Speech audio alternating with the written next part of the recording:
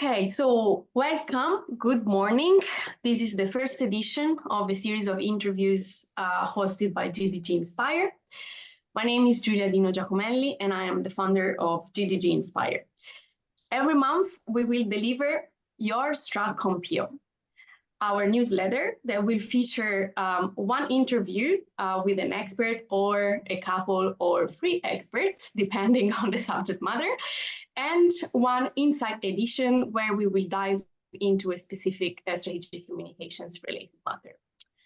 This month, for the very first edition of our newsletter, I'm more than honored to host here two colleagues that have been the closest colleagues that I had in the last years.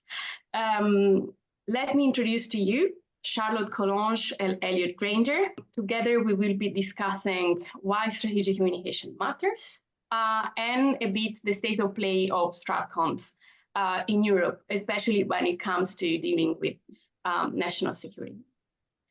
As I was saying, I know these two individuals very well, but I would like them to introduce themselves. Elliot, Charlotte, I don't know who wants to go first, but can you please tell us a bit more about your background and how you ended up working in Stratcoms? Good morning, first. So as you just said, my name is Charlotte Collonge, and I've been working on prevention of radicalization for almost 9 years now. First, to be very brief, because I don't want to talk too much about myself, but I've been working as a journalist for quite a long time. And then little by little, I started being interested in communication, political one. I've been working for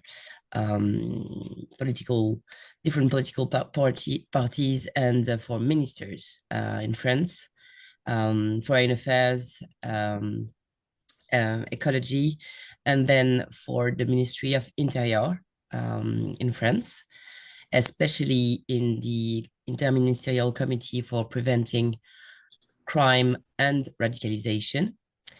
And there I was in charge of the counter-narrative coming from civil society organization, to put it in a nutshell.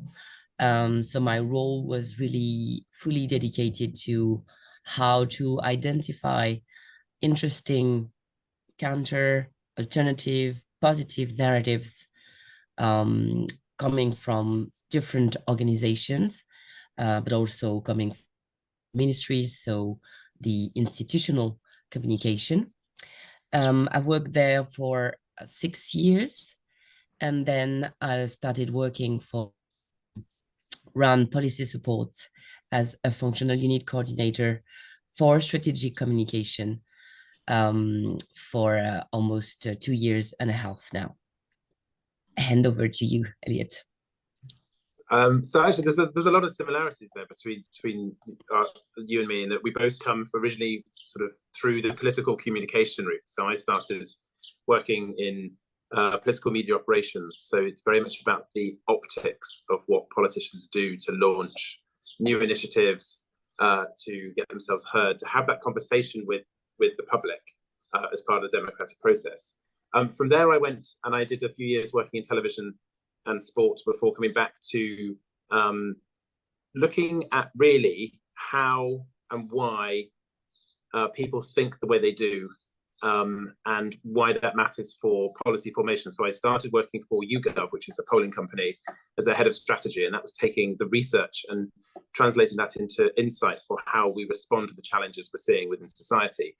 We were in the Middle East, in Iraq, when ISIS happened, and from there I moved into Stratcom for prevention at the Home Office, then at the UN, and then for the last 8 years working with the EU, first at the ESCN, and then as an expert advisor and communications manager for RAN PS. So similar start, and then we've sort of aligned as well with a foray into television in the middle there, so that journalism aspect is still part of, I think, what makes us communication experts. That And I think there's that interest in the story. Why do people frame and understand things in the way they do? Why do they hear things in certain ways? Understanding that and wanting to understand that, and the stories we all tell each other to make sense of the world around us, I think is really what drives us to do the work that we do. The perfectly way into the first question actually about today's conversation. We want to talk about really the practice of Stratcom. So let's go to the essence of it. In your understanding, how would you define Stratcoms in your own words? Why do you think it's crucial? And also, does it differ from political communication? Because I think there is a huge confusion going on in terms of what's political communication, what is strategic communications. We know that there are many definitions.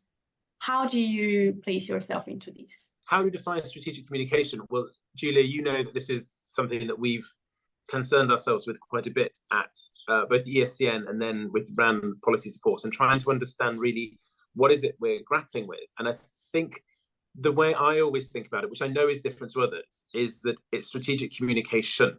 It's not the plural, it's the strategic element. It's trying to sort of say, what is the overarching narrative that we need to build to achieve a strategic effect? So it's very much looking forward as what is it we want to achieve? Strategic communications can move into that political communication, government communication, broader organizational communication space, which is in some respects much more tactical, but also has its own strategy.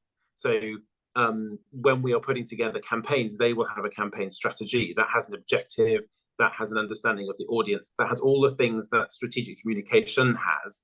But this is the bigger picture stuff. This is actually how are we completely framing the conversation? How are we understanding the underlying behaviors and attitudes that are either problematic or positive? And how are we ensuring that the engagement we have and the intervention we make achieves the strategic effect? So in some respects, strategic communication is as much an understanding of a process to achieve a strategic objective and to create the interventions that are not always what people would see as traditional communications.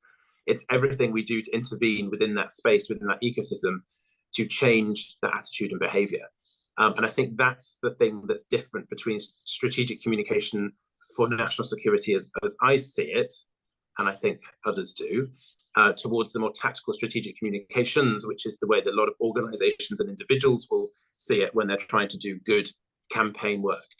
I think that would be the way that I look at it. But I know that sometimes I feel like I'm on a different side of a conversation to other people. But to me, everything is communication. It's all about us as human beings existing in a human constructed world that we are molding and framing all the time. That interaction from human to human, between groups of humans, between the way we shape and understand the world around us, that is the entirety of society, right? It's entirely a human construct that exists really within a collective memory, and it's framing and understanding that and ensuring we have shared norms, we have shared space, we have shared plurality to enable us to live collectively, holding different truths together at the same time. I would say that we need to be very cautious about the way we define strategic communication, in the sense that from what I've seen, talking about this definition, it seems that there is not one existing, and that's it's not an issue per se, but it is something that we need to be very cautious about, because indeed, policy itself is communication.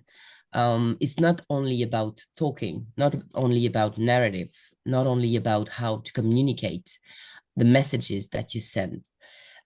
It's also about what you are doing, what your the process of decision making, and coming from journalism, having this experience, I've also seen that the role of the media when it comes to strategic communication, and the importance of having these conversation, these relationships, when you're talking about decision making, when you want to present what you're doing exactly, the policies that you are implementing, it's really important to involve so many stakeholders in the process. Otherwise, you end talking in a filter bubble, talking to yourself or to people who are already who already agree with what you're saying, but who not share the same vision. First, who seems they think they do, but it's only appearance, and it's really important, I think, to keep in mind that you need to in order to have the proper communication with people, you need to involve different messengers.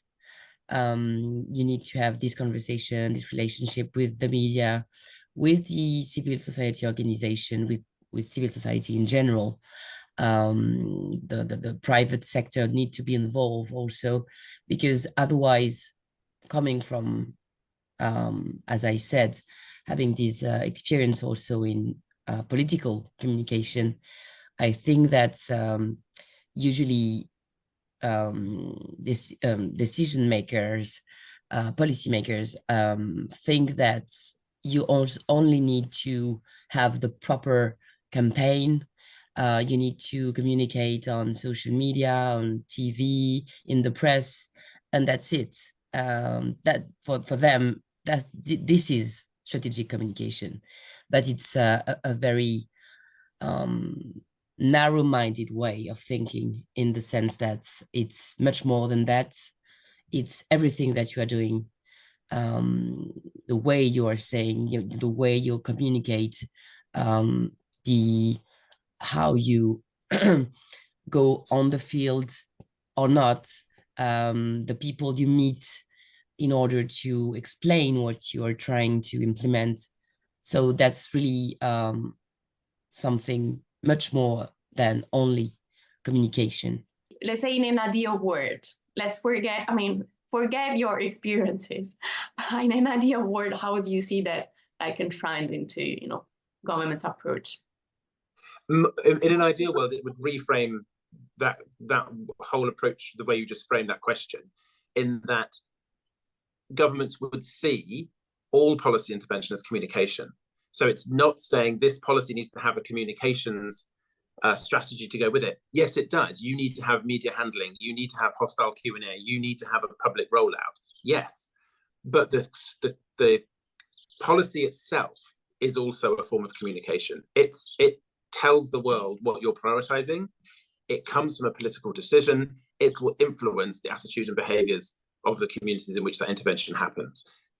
Don't ignore the policy itself as being communication.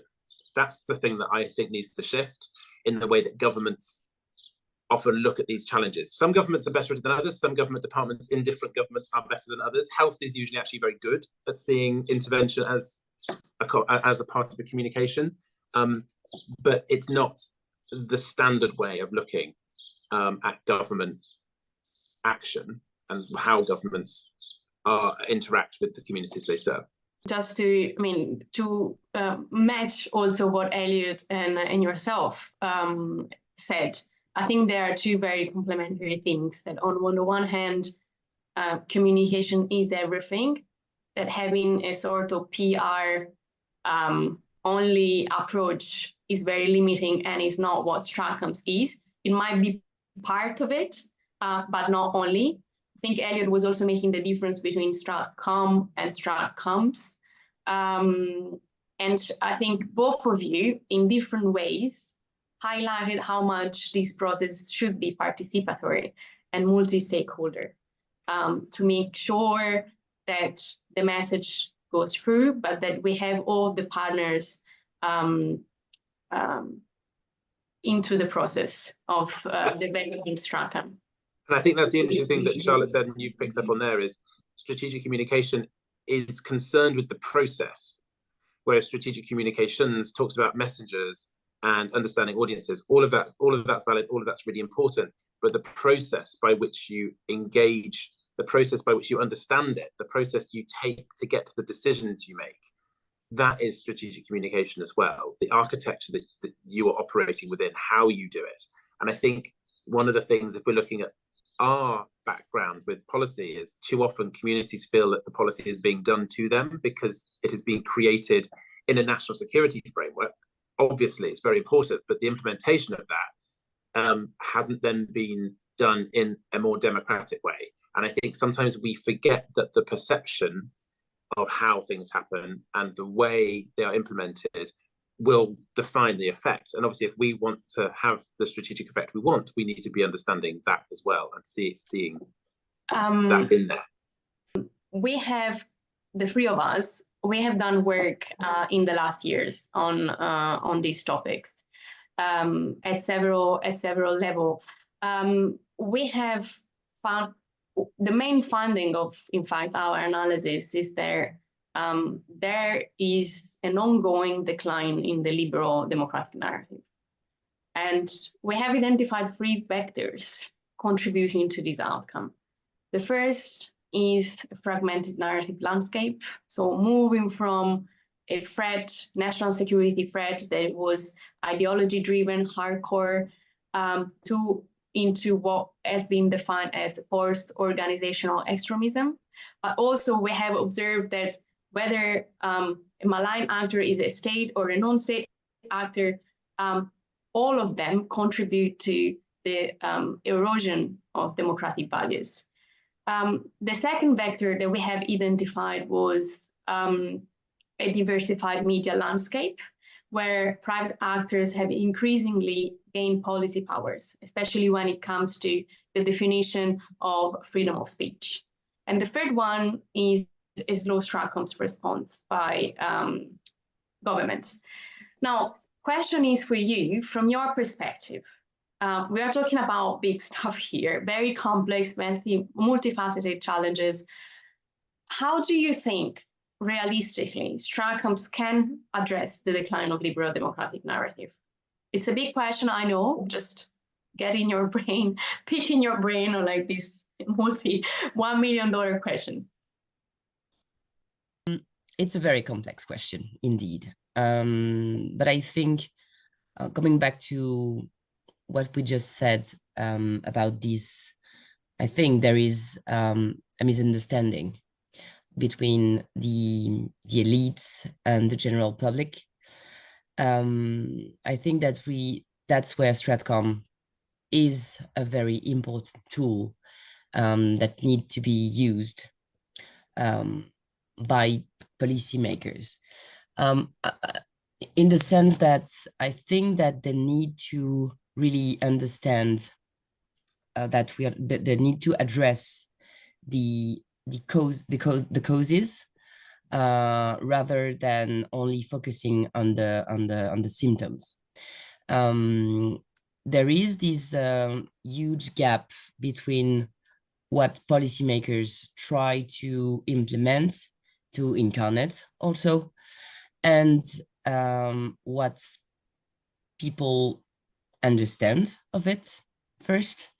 So I really think that would be a good place to start with, trying to get a better understandings of what make people react, what are their interests, what are their vulnerabilities, their grievances. And I think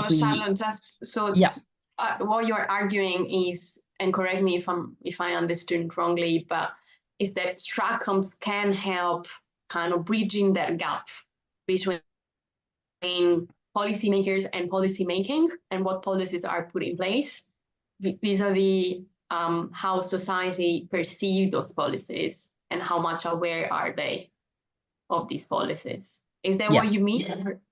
Yeah, exactly. I think that we really need to narrow this gap between policymakers and the general public. I was talking about misunderstanding, and I really think that it's really about this. From the work we've been doing, from my experience, we also noticed that the local level is something really interesting to consider, in the sense that the lack of trust towards the elites, towards the central power, let's put it this way, is growing. Whereas on the other hand, these at the local level, the lack of trust is maybe more is less, sorry, less important.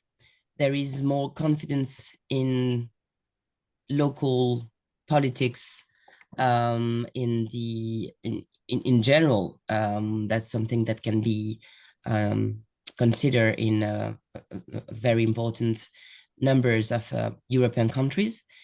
So I think it's important because there is this say-do gap between between the elites and the general public. And when it comes to local level, people are more, the relationship is closer, because obviously there is the possibility to go straight to the people implementing policies, to talk with them. So I would say that this is something very interesting to consider, the fact that at the local level, people feel that they are more able to have this relationship, this direct link with the people who are implementing policies, whereas there are these huge gap between the elites and the general public at the national level. Charlotte, may I ask you, from your experience, to give us a concrete example, whether it's real or ideal, you will tell us. We don't need to know where this example exists. But just to give a concrete idea about what you mean by that, what would be, in your view, a very good example of STRACOMs as a mean to reconcile the central versus local? Maybe I would use an example that I got from a very recent event that we've been organizing within the RAM Policy Support. We had a journalist sharing her experience, because she's working really closely with the local level in France. And she was mentioning few examples of very concrete situations where we had we could see the influence of global crisis on the local level. And she was referring to the 7th of October events. And she was showing us very various examples of situations where in all over France, actually, there is a huge impact. Obviously, it's exactly the same in all European countries, but let's say that in France, it has a major impact. It still has, and I think it will be a national trauma for a very, very long time. She was referring to examples of anti-Semitic attacks, but also anti-Muslim protests, attacks. There are very, very there've been a massive rise of anti-Semitic and anti-Muslim demonstrations recently in France. So this is something very concerning.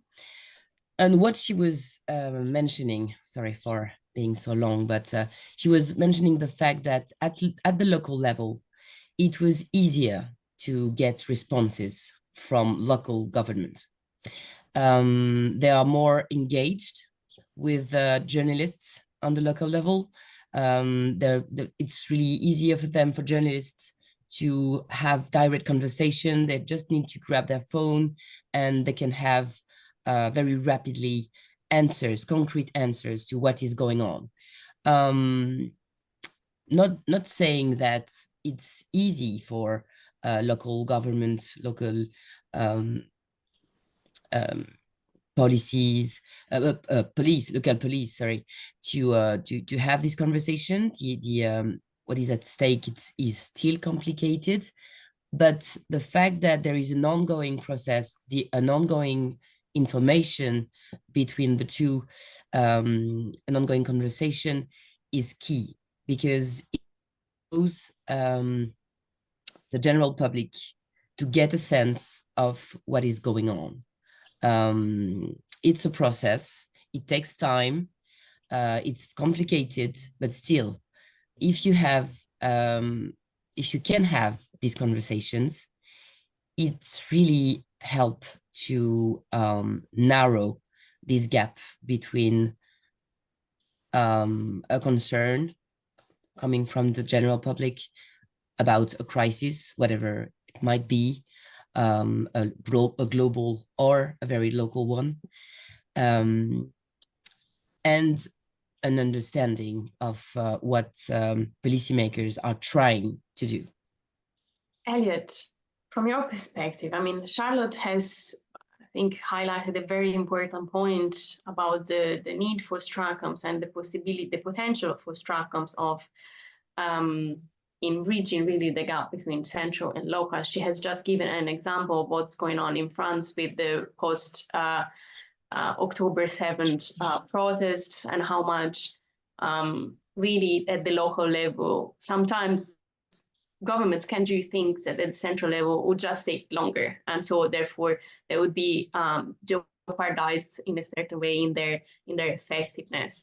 I think this is a crucial point. What would you add to that in terms of how STRACOMs can address what we have said as being the decline of the liberal democratic narrative?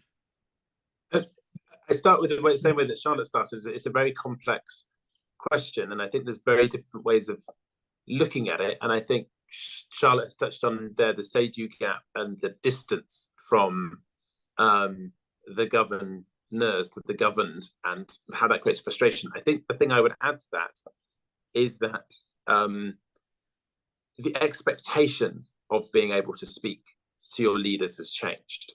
So the advent of social media has framed that, in that if you've got a complaint about something you've bought from a company and you talk about it on social media, you expect a response from the company at the highest levels, and you get it.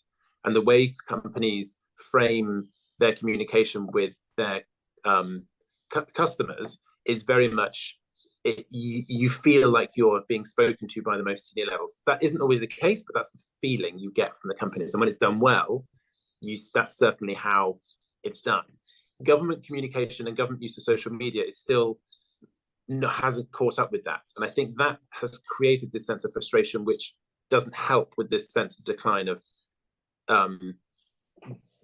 we say liberal democratic values. I mean, I'm going to say sort of in their broadest sense, because liberalism gets us into troubles of political as well as sort of the philosophical side of things. But that has created frustration with the system in which we live in Europe, let's put it that way, and the Western world. And that is also exacerbated by the fact that a lot of the things that underpinned the narrative sort of through the Cold War, post-World War II, was the economic prosperity. People felt like even if days were difficult, there were routes for things to get better. There was the social security net in Europe. There were routes to better work. You could reasonably expect that your children would have a better life than you. That has gone. And I think that has gone at the same time as the rest of the world has, through, you know, the prosperity of open trade and free markets and capitalism, and the success in some respects of large parts of Western philosophy and Western political ways of living. The rest of the world is catching up. that is a good thing for overall human prosperity. It is a bad thing for the narrative in Europe and the sense of things always getting better. Coupled that with the sense of uncertainty that comes from the rapid technological change, couple that with the declining security prospects, it creates this whole new dynamic in which certainties that people had weren't there. There's a lot of uncertainty. And that comes at the same time as the expectations of what people get from their governing elites has shifted. So that is what undermines this whole system that, in some respects, Western governments have been complacent about. And it has enabled them to govern in a certain way and do things in a certain way and run democracy in a certain way that will have to shift. And they aren't shifting fast enough to catch up with what people want. That then leads to, and I'm going to use an example now of the narratives that then get set in place that aren't necessarily the truth, but help people frame the challenge. So, for example, if you look at the issue of immigration, immigration does have broad-scale policy implications on housing, health, jobs, etc. But there are other factors that are causing changes to access to housing, access to jobs, challenges in those systems. It's not all related to immigration, but immigration has become a really easy totemic point to call on for political purposes. So then you get all government, what am I trying to say? All political parties having the conversation about immigration because that is the way it has been framed. They are then responding to the symptom, not the cause, if that makes sense. It comes back to what Charlotte was saying. They are responding to the public demand for immigration to be handled because immigration has been framed as the cause of these problems. There are lots of other causes of those problems. So rather than addressing the causes underneath that, they're ending up addressing the one that is politically totemic. And that is what's driving it. So my final point is just going to be the democracy has become too much about polls and polling and governing to what the polls are saying, rather than setting a vision and selling a vision and trying to address the underlying causes that people then see in their day-to-day lives as being the problem. Based on what you have just said, what Charlotte has answered, and going back to the first point that we talked about in this interview, can we say, and maybe it's a simplification, but that in a way Strachan looks at the symptoms, whereas political communications looks at the other way around. Strachan looks at the causes, while political communications looks at the symptoms.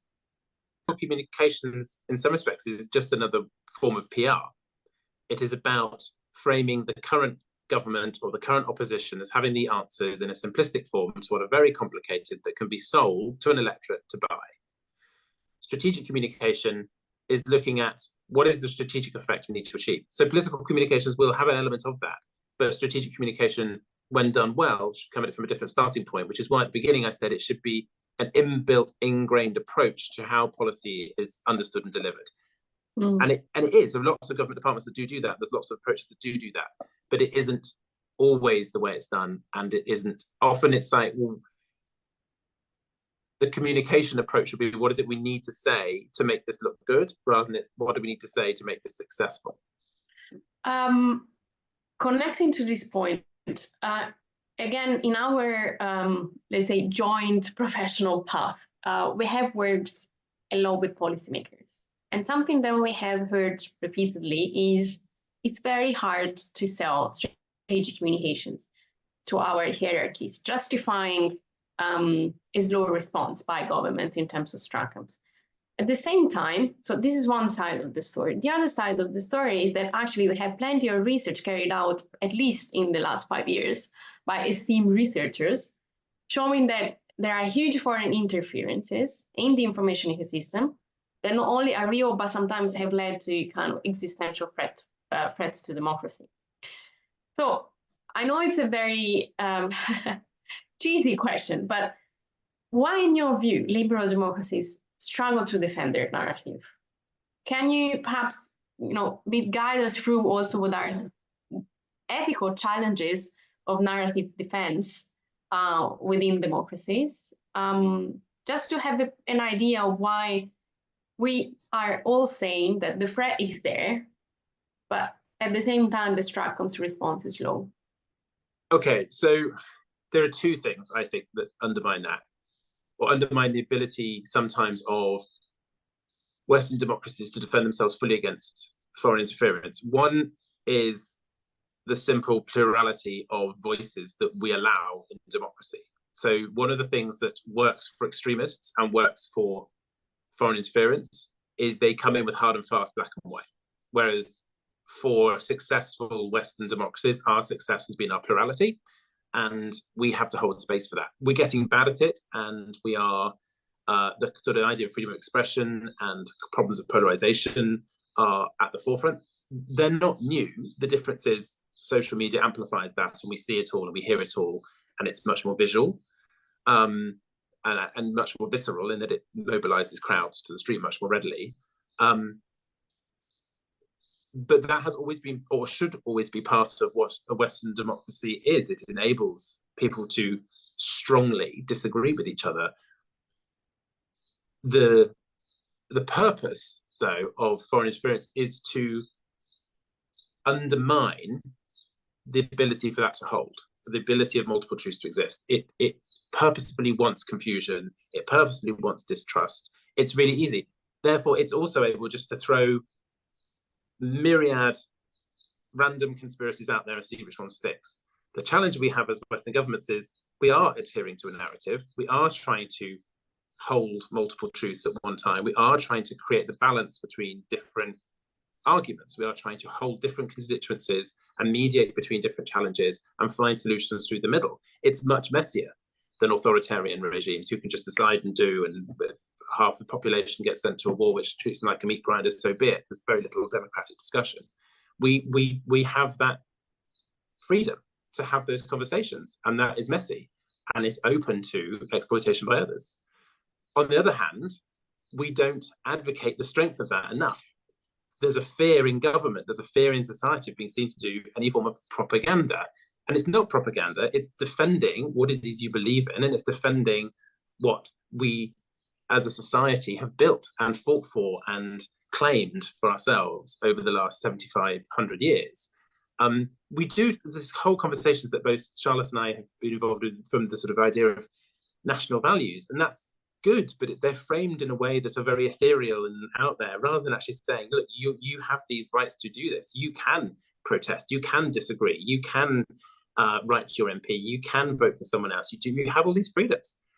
And that creates a messy world in which we have to find consensus that our adversaries can easily also take advantage of. It's a double-edged sword. Do you agree? Yeah, I totally agree with what Elliot just said, and I would just add on the fact that these so-called state propaganda, because Stratcom is also sometimes perceived as something related to propaganda. I think it's something very important to remember, the fact that we need, when I say we, sorry, it's always because of this past experience of working in ministries, but I think that definitely there is this messy, as Elias just put it, I think it's exactly the word, this messy communication space where there are so many people talking at the same times in a very different ways. Sometimes extremist voices can be heard. Obviously, that's the game. I would put it this way. But you need to be, you really need to occupy this space. Otherwise, if you don't, others will do it for you. Coming from, again, very different with different political views, with different opinions, and in order to defend our values, our European democratic liberal values, we really need to be vocal about them. This is something which is not propaganda. This is something about defending what we believe. what we believe and what we need to fight for. And this is something that is sometimes forgotten, I think, or at least misunderstood. I would just take an example that is, don't want to talk too much about France, but sorry, it's we have European elections in France. As you know, 2024 is the year where we have the most important number of elections throughout the world. So this is important to mention it. But very recently we had the European elections, and for the very first time, the extreme right has made a huge score. It's the very first time that it happens this way, and what appears was that the more visible the candidates were in the media, they were elected because they were the more visible ones. The two first candidates who had the best score during the elections were the extreme right wing and someone else from the Socialist Party. But just to point the fact that they have been occupying the space, the communication space. They were always everywhere in the social media, on TV, giving interviews. We have rules in France about to leave the space to plurality, and as you know, you have coming from for the televisions, there are very strict rules about the time every candidate has to promote his ideas. And it appears that in spite of these rules, the extreme right wing has managed in very different way, not only by giving interviews to journalists, but also just appearing, being very present, very active on the social media, on the ground, also being visible. And I don't think there is any coincidence in the fact, and it has been also proven, there have been studies very recently about that, the fact that the right-wing candidate has been so present, so active in the communication space, has proven effective. He has been, it has been a major success for his party, and it is something that needs to be considered, I think. To add on that he's very young, right? I mean, that also plays a role in terms of his credibility towards a certain audience, because imagine that you have a candidate that's like 80 years old and, you know, he's everywhere on like TikTok. Perhaps it doesn't resonate as much with like TikTok. True, but also he also knows how to deal with these kind of tools, which that's the difference. It's not the case. So so they know how to use the tools, and I think, Charlotte, you point on a really interesting point there, in that there are rules to the electoral game that have changed, but they can also be circumvented because there's so many routes to communicate now, and younger candidates often know how to use those routes. That's not the same. Look at the States. Both candidates are, you know, pensioners. It doesn't need to be young people. It's not about the youth dynamic. It's about the being something different. And in Europe, I think we've got the added element of, we've got some very established parties that have been in power for long periods of time, over a period of time recently where there's been huge crises, there have been changes in living standards, there have been challenges to what people expect from their governments, and due to a myriad of different things, they've not been responded to, or perceived to not be responded to well by the electorate. These extreme parties, these fringe parties, are growing because they've not been tested in the fire of government. They don't have anything to lose. They've only got critique to offer, and black and white examples. So of course they're attractive, and of course they attract votes. That's the plurality of the system. That's the the debate that can have, that's what they can offer. If and when they end up in government, they will be tried and tested under the same fire and found wanting. The challenge comes as to whether the system can hold through people who are fundamentally anti-system. But that will come down to the other elements of democracy that give us our strength: the ability for people to speak out, the ability for protest, the ability of civil society. There are all these, and the rule of law, there are all these other elements to the democratic narrative that sometimes get lost in the political conversation about parties and voting. And parties and voting is the icing on the cake of democracy. It's not the underpinning of its sustainability. Yeah, and in a certain way, there has been a call for many years. I think also within, behind curtains, on the evolution of the social contract. And of course, there are many ideas on how these might be done, but certainly, just putting myself a bit out of the moderator's chair, but we are observing these in the sense that there are multiple voices that have different ideas on how the social contract has to evolve. But yeah, I mean, as you said, this is a bit the test that democracy is facing now. How much we want to push the boundaries in a certain direction, and how much the checks and balances that we have put there in the last 7 years will work through the process. But moving forward,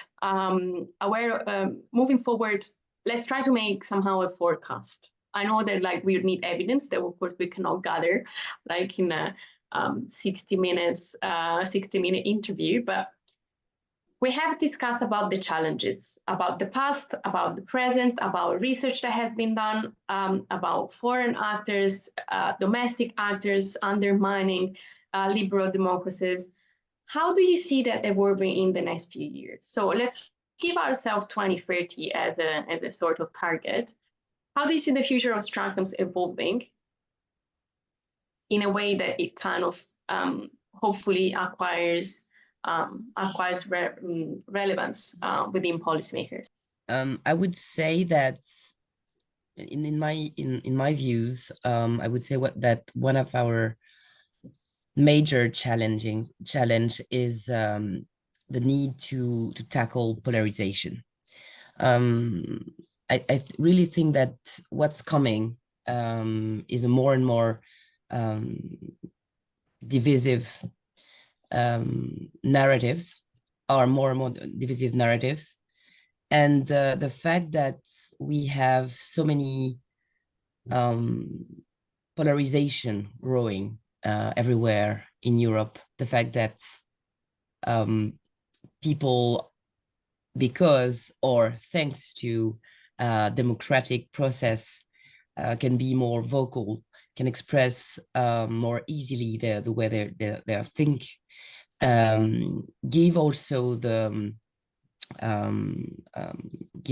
open the way to more radical views to be heard and to be mainstreamed also. And I really think that we can observe that policymakers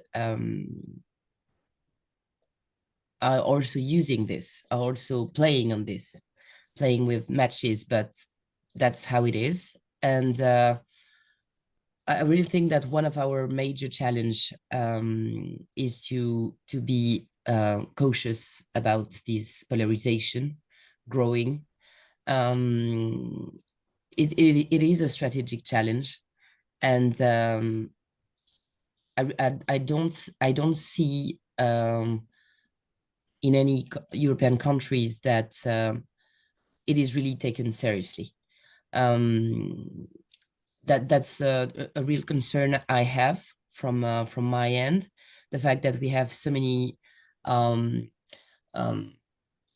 false information, conspiracy theories, trying to make this polarization more and more vivid, more and more active, trying to these ongoing narratives about them against us, I think it's growing. I think it's totally transparent. We can see it everywhere, but still, I don't see a very effective um, awareness about it. So yeah, I would say that it is something, in my view, which is a major challenge. And I would be to be very honest with you, I really think that there is a lot to do about this in order to get more awareness from policymakers about this challenge. Charlotte, so if I understand right, there are two major points that you see in terms of the challenges that Stratcoms and related policymaking will have to address in the next 6 years. So on the one hand, polarization as a strategic challenge, just I think using your words here. And the second, related, of course, to the first, the mainstreamization of an us versus them narrative, pervading narrative. How do you think that Stratcoms in practice, what are the, how do we have to equip Stratcom policies in order to address these challenges? Do we need something? So I think there needs to be a shift with Stratcom in reframing itself. Strategic communications principles for good communication are very well established, and I think they have made their point. I think when we're talking about the broader overarching Stratcom approach that does come from a defense world and national security world and needs to move into a pro-social space within governments, I think we're moving to a point of trying to frame it as narrative defense. We live in an interconnected communication space. It is getting ever more so. It is exploited by our hostile forces. We often do talk about it. It's also exploited by us in return. It's not a one-way street, that communication approach. But that does mean that we have to be a little bit more robust in our own domestic communications and be aware that a lot of the political debate doesn't often sit with that. It's interesting, the us and them challenge and the polarization challenge, in that I don't think we're ever going to be able to put those genies back in the bottle, and I don't think they're ever going to go away. We live in a world of nations. We live in a world of communities. It is, I think, an inherent part of human nature that we otherize people. One of the things that we've tried to do with liberal Western democracies is give space to others to tolerate and live alongside. And I think that is the bit that gets lost with polarization. That's the bit that gets lost with echo chambers and social bubbles. How do we then protect our narrative that creates space for that plurality to exist, for that confusion to exist, for that uncertainty to be there, but also reassure our populations of a trajectory that is not doom and gloom? And I think that's where we're sitting, in this sort of awkward space of there's been rapid technological change, there's rapid change in the global economic system, there's a lot of uncertainty. People feel like they don't know what's coming next. And that's new for people in Western democracies. We've not had that since the Second World War, really, other than the threat from the Cold War, which was much more existential and much more sudden and totally out of your hands. Now it's a case of, well, you know, my job's insecure, the mortgages are all over the place, will I ever be able to buy a house? You know, all these promises, all these ideals that we had about our society are being undermined. And that's a different sort of challenge that we're having to grapple with, especially with younger people who then are attracted to more certainties that come from other narratives that aren't real certainties. They're not real. And that's fine. We have to find ways of articulating and living and being in a much more chaotic and much more uncertain world. And that's where Stratcom is going to have to move into, managing and holding the space for that uncertainty and that plurality.